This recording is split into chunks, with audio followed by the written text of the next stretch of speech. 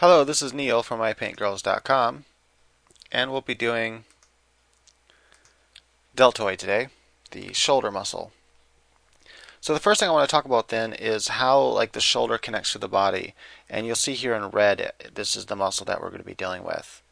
I decided to attach it to an actual body to show the other basic muscle groups and how it all fits together, because how the shoulder fits together in relation to the muscles will help you place the shoulder muscle in your figures when you're drawing it from basic form. And then we'll go ahead and draw a quick form to show how this works. We'll sketch out a form from beginning to end. Right, so the first thing you'll notice then is the shoulder from the side, from the front view rather. It kind of takes on, just note the shape of the shoulder, and it kind of gets scrunched up and changes shape a little bit when the shoulder is risen. So here it elongates, keep that shape in mind, and then when you pull the arm up, the shoulder gets scrunched up a bit. From the top view, you'll note that this arm is still up, and the shoulder kind of actually looks longer from the top view rather than shorter. And the reason why is because this is coming down away from us, so we see less of the shoulder, and like right here, right, that dividing line right there. But so if we have this dividing line right here, that dividing line is right here, but because the arm is up, you see more of this bottom shoulder that is pulling, foreshortening, going away from us. And that's why it looks longer from this top view when you pull the shoulder up. Another important thing to note is that the point of the shoulder, this basic shape, goes between the tricep and bicep, right there at the brachialis, whatever that muscle in between those are called.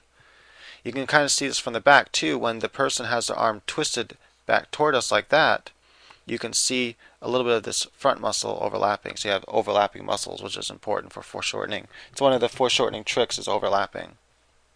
And notice it's connecting between the tricep and bicep again. And here, because all we see is the tricep from the back, we don't see any of the bicep. The bicep's all the way in the front. You just see the point of the shoulder overlapping and going between the tricep and bicep, but we don't see the bicep. So you just see this point ending right here. Notice the shape difference too from the back. It's shaped different than from the front. It kind of extends into the back muscles here, and part of one of the back muscles actually becomes part of the shoulder muscle, which is right there. And then from the side view, you can also see very clearly the shape is kind of triangle, sort of a triangle shape, which is why it's called the deltoid. And once again, you see the point going between the tricep and bicep, more toward the back than the front, though. That is more towards the tricep than the bicep. And that pretty much covers the different angles that's important. The next thing that's important is that it's divided into three main muscle groups. From the front, well, actually, let's do the top view first and the side view before we can get there. Well, actually, we'll do the side view first. That's probably the best way to see these three muscle groups. You have this main muscle group in the center, which is the biggest, like so. And it divides into three like that. The best way to draw it is usually just to hint at it by drawing just part of the line there, maybe the top of the line and the bottom of the line, and then leaving the center of the line out like that. That's probably the best way to show that muscle group rather than drawing all of the lines. From this top view over here, you can see this neck muscle connects into the shoulder muscle like that, and it does it over here as well. That's an important thing to remember. And it's very visible from the top and from the back. Like over here, you can really see where that is connecting into there, where the back muscle is going in. And this is why, because the shoulders tilted toward us, we can see pretty much all three muscle groups, but there's overlapping here. We see this front muscle group, which would be this muscle here, divided by that one in the middle, which is the biggest. The two on the side aren't that big, at least from the top. From the front, though, this muscle group actually looks quite big. I'll go ahead and shade it here. It looks kind of big because that's pretty much all you see from the front view is that front muscle group, and then this one right here is this muscle group here, and so you don't really see it. And maybe I should do all this in colors so you can really see the muscle groups. That might be helpful. So let's say this is the orange muscle group. And let's say this is the green muscle group. I'm trying to think of three different colors to use. And the other one will be the red. And you have the red muscle group over here. And if you divide it in three colors like that, then you can really see them. So this will help understand what muscle group we're looking at. So this front one then is the green muscle group. And then the other one is the orange muscle group.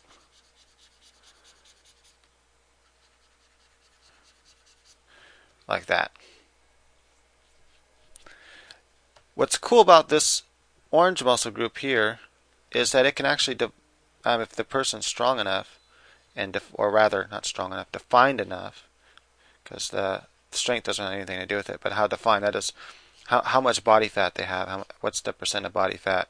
If they have a low percent of body fat, you can kind of see those two muscles like that and there, and they kind of look like so. And then it'll leave some space where that muscle, where the neck muscle connects, and there might be some empty space in here like that.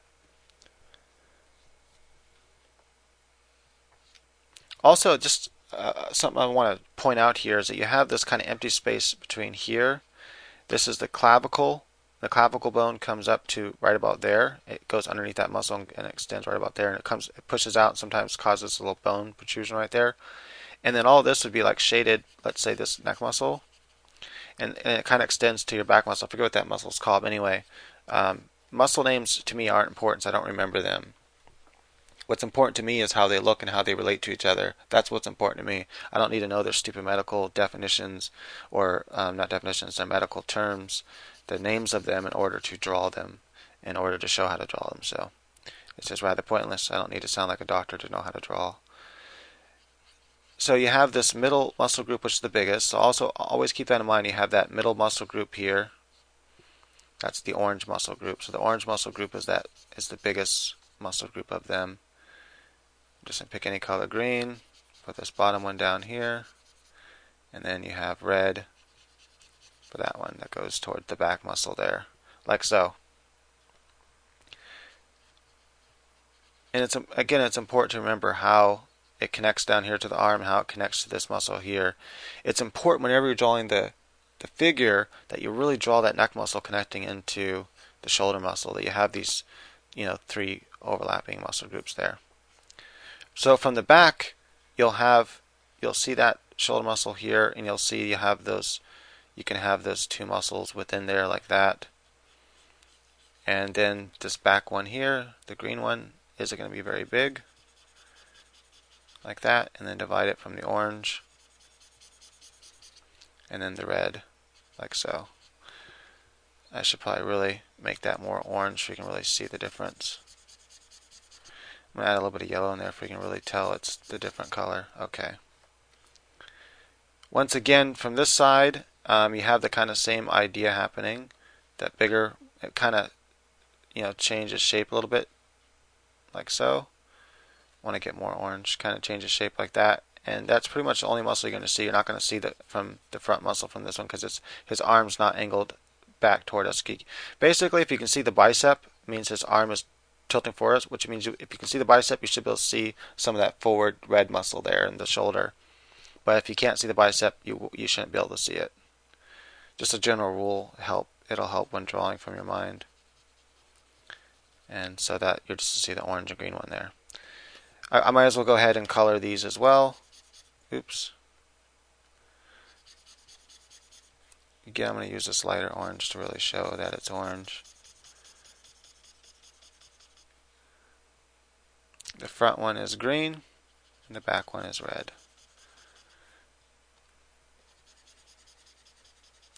Right, so hopefully that helps, solidify in your mind and practice drawing these different angles from your mind, and it'll help you draw the human figure with the deltoid. This is a quick sketch I did, and then let's go ahead. I'll draw another quick sketch here showing these principles in real time. Hopefully, if I can do this fast enough, because I don't have much time left. I'm going to zoom in here. I'm a size 3 brush. Okay, so let's say you have a head here. We'll kind of do like Spider-Man or something swinging. And so then we know I need this cross part here because he's kind of viewing it from the top angle a little bit. And so I know I'm going to see that shoulder muscle. Not shoulder muscle, excuse me. The neck, that kind of neck muscle. I probably should just look it up if I can call it something besides a neck muscle though. And then from this side, because you're kind of viewing more from this angle and he's hiding the other muscle, you would just probably see his shoulder from this side, his deltoid. So the deltoid's an easy one to remember because it's shaped like a triangle, so you remember deltoid. And then the basic muscle groups, I'm just going to kind of sketch them in there.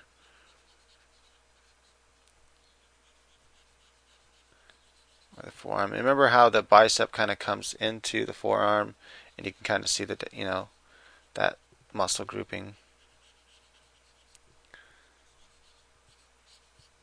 like so.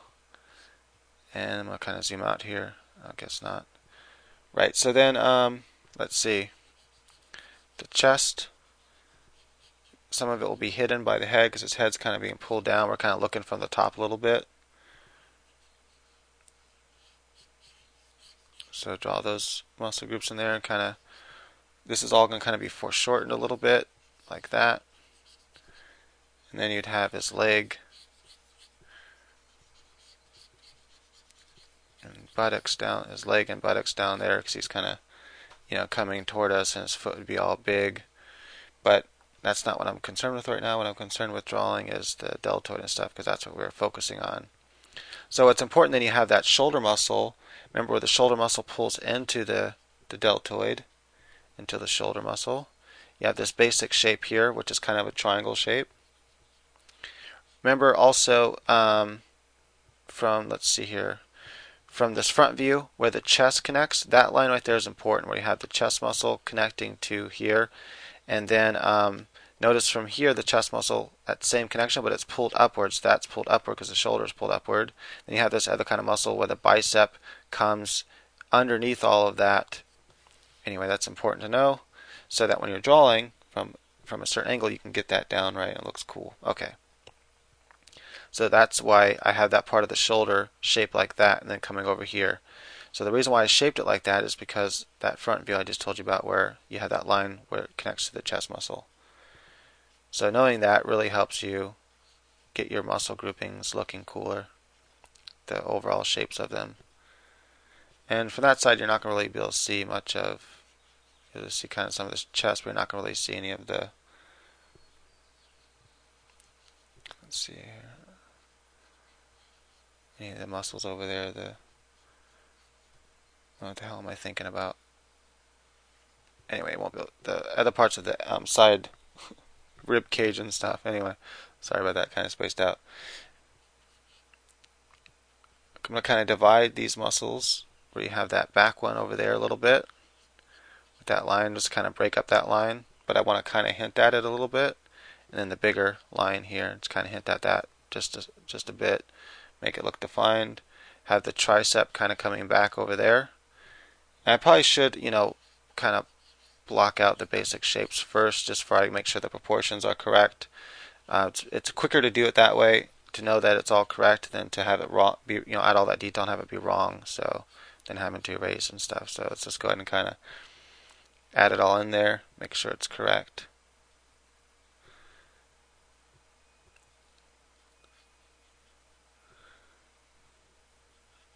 And his hand kind of coming down there like so. Right, that'll work. So then I can start adding in the shapes here now, the muscle groupings.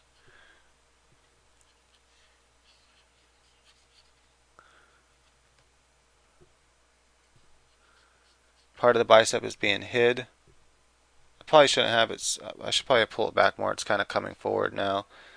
And you know what? I actually didn't have this right, I don't think. I want it to be a little bit longer. And I'm just about out of time, so I'm going to have to end this soon.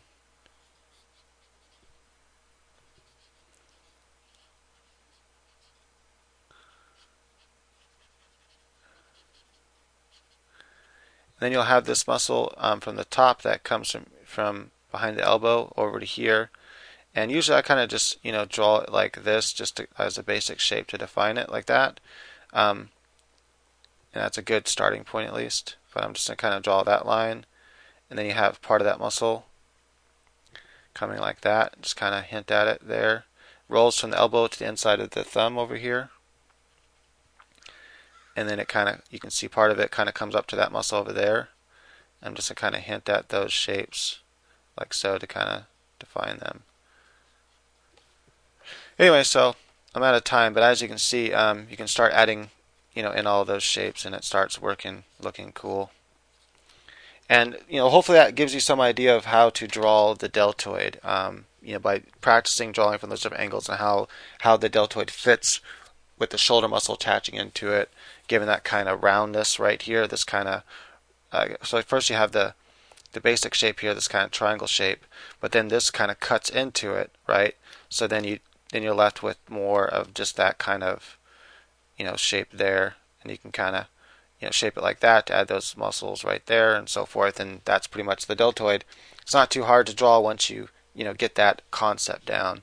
Alright, thank you for watching this video tutorial vloggy thingy, and I hope you enjoyed it. Hope it helps you. Leave a message if you want. Thanks.